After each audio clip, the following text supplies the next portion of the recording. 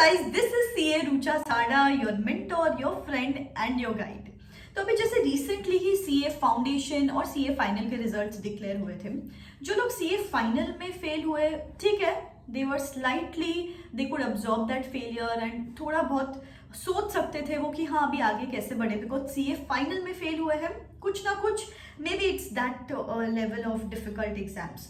But जो लोग CA foundation में फेल हुए ना, एक सेल्फ स्टीम और सेल्फ कॉन्फिडेंस की धज्जियां उड़ जाती है और आजू बाजू वाले लोग अपने को और पुल डाउन करते हैं. अरे फाउंडेशन में ही फेल हो गई तू तो, फाउंडेशन में ही फेल हो गया तू तो, कोई करियर नहीं है आगे, दिस दैट. एक्चुअल प्रॉब्लम ये नहीं होती कि कैपेबिलिटी नहीं होती है. एक्चुअल प्रॉब्लम ये होता है कि अपन एक्चुअली जो स्टेप्स है to require to clear CA foundation exams, अपन वो स्टेप्स प्रॉपरली फॉलो नहीं करते. तो ये वीडियो में मैं आपको यही बताने वाली हूँ कि मई 22 का CA फाउंडेशन का एग्जाम्स अपने को कैसे क्लियर करना है, कौन सी वो मिस्टेक्स है जो CA फाउंडेशन के स्टूडेंट्स कमिट करते हैं बिकॉज उनको इतना पता नहीं होता CA कोर्स के बारे में, and unknowingly they land up themselves in soup and then बाद में आके रिग्रेट होता है एंड एक अटेम्प्ट लग जाता है समझने में कि अच्छा हाँ ये गलती की थी, ऐसी गलती की थी, इसको अगले टाइम नहीं करना है. तो 6 महीने उनके वेस्ट हो जाता है. आपके 6 महीने वेस्ट होने से बच जाए, इसीलिए ये वीडियो ध्यान से देखो, अच्छे से देखो. एंड ऐसे ही बहुत सारे वीडियोज मैं इस चैनल पे लाती रहती हूँ, तो इनकेस अभी तक चैनल को सब्सक्राइब नहीं किया है तो subscribe, hit that bell icon. So एक 5 स्टेप प्रोसीजर बताओ कि मैं आपको स्टेज वाइज कैसे अपने को CA फाउंडेशन की पढ़ाई खत्म करनी है. The first step here is concept building. अभी आप देखोगे जो भी लोग CA फाउंडेशन में फेल हुए ना, अभी 90% लोग मैथमेटिक्स के सब्जेक्ट में फेल हुए हैं. क्यों? क्योंकि कॉन्सेप्ट क्लियर नहीं थे, एंड कॉन्सेप्ट्स क्लियर नहीं रहेंगे तो मार्क्स ऑटोमेटिकली नहीं मिलते हैं वहाँ पे. एंड आज के डेट में CA के पेपर्स प्योरली कॉन्सेप्चुअल आ रहे हैं. तो इट इज़ वेरी इंपॉर्टेंट कि आपको कॉन्सेप्ट बिल्डिंग पे ध्यान देना है, extremely important. As it is 10th 12th जैसा नहीं रहेगा कि जो बुक्स में लिखा है वही एज इट इज आपको एग्जाम में आ जाए. That is not going to be the factor here. Second step जो यहाँ पे इंपॉर्टेंट है वो है प्लानिंग एंड प्रैक्टिस. अभी पूरा आपके सामने प्लान होना चाहिए, टाइम मैनेजमेंट होना चाहिए, बिकॉज बहुत सारे लोग, आप लोग में से कॉलेज जाते होंगे या बहुत सारे लोगों की क्लासेस शुरू होगी. सो ये एक्चुअली आपको एक डिसिप्लिन तरीके से प्लान करना है एंड प्रैक्टिस भी करनी है जो भी आपको क्लासेस में सिखाया जाता है.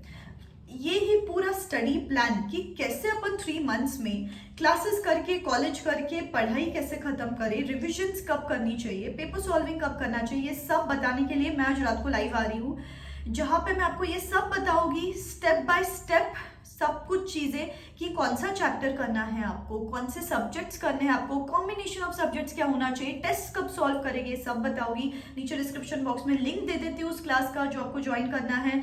नीचे डिस्क्रिप्शन बॉक्स में जो लिंक है उस पर क्लिक करो, नोटिफाई मी पे प्रेस करो so that you get notified when I come live. And to watch that session for absolutely free of cost you have to use this mandatory referral code RCH10. तो बहुत amazing session रहेगा, एक direction मिलेगा आपको और एक way forward मिलेगा. तो डेफिनेटली अगर आपको स्टडी प्लान और टाइम मैनेजमेंट की रिक्वायरमेंट हो तो definitely you should join that session. The third step which is important again here is revision. मैंने देखा है CA फाउंडेशन के स्टूडेंट्स, अभी जैसे मई में आपका एग्जाम है तो आप अप्रैल मंथ तक क्लासेस ही करते रहते हो, फिर लास्ट के 15-20 डेज में कुछ पढ़ाई कर लेते हो एंड देन एग्जाम में चले जाते हो. एंड देन पेपर में देख के अपने को लगता है अरे शिट ये तो देखा था पर याद नहीं आ रहा है. बिकॉज CA की यही खासियत है, बहुत वास्ट कोर्स होता है. तो यहाँ पे to excel retention is important and retention के लिए revisions are important. So revision is the key. उसके लिए अभी से ही बैकवर्ड कैलकुलेशन करके रखो कि लास्ट का 1.5 महीना मेरा रिविजन्स में ही जाना चाहिए. लास्ट का 1.5 महीना अप्रैल और मई के 15-20 डेज. मार्च मंथ है मेरे पास पूरा पढ़ाई के लिए एंड फरवरी मंथ है कुछ क्लासेस वगैरह जो भी करने हैं उसके लिए. ये कैलकुलेशन अभी से अपने पास रेडी चाहिए. रिविजन इज द की, एक्चुअली इट इज द की. Fourth thing which is again important here is 1.5 day का प्लानिंग.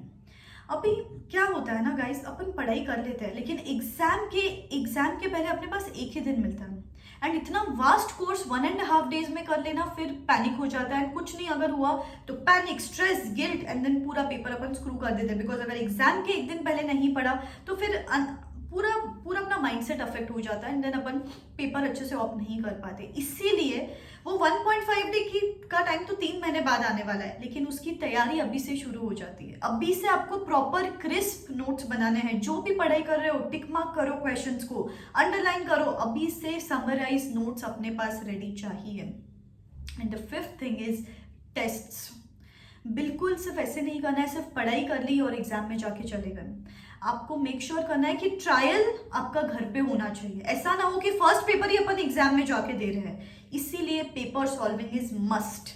अगर आप कोई भी टेस्ट सीरीज ज्वाइन कर लो, मेरी भी टेस्ट सीरीज अभी लॉन्च होने वाली है जल्द ही, 1-2 दिन में। आप वो भी ट्राई आउट कर सकते हो, मेरे वेबसाइट पे उसके सब डिटेल्स है। इट इज जस्ट आपको एक इवैल्यूएशन मिलना चाहिए किसी और से, ताकि आपको समझे कि मेरी गलतियां कहाँ हो रही है, मेरे कॉन्सेप्ट्स कहाँ क्लियर नहीं हो रहे हैं, मेरे सिली मिस्टेक्स हो रहे हैं क्या, मेरा कुछ एरिया है क्या जिसपे मेरे प्रॉपर रिटन प्रैक्टिस करनी चाहिए मुझे। ये सब चीजें आपको वो टेस्ट दे के समझता है, ठीक है।